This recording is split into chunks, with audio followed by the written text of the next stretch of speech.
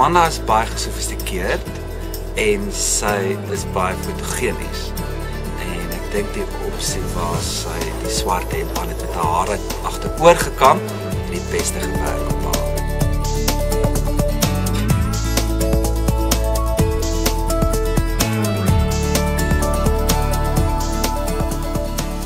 Dit was regtig amazing geweest en dit was 'n belewenis wat ek definitief nooit sal vergeet nie en dit was cool.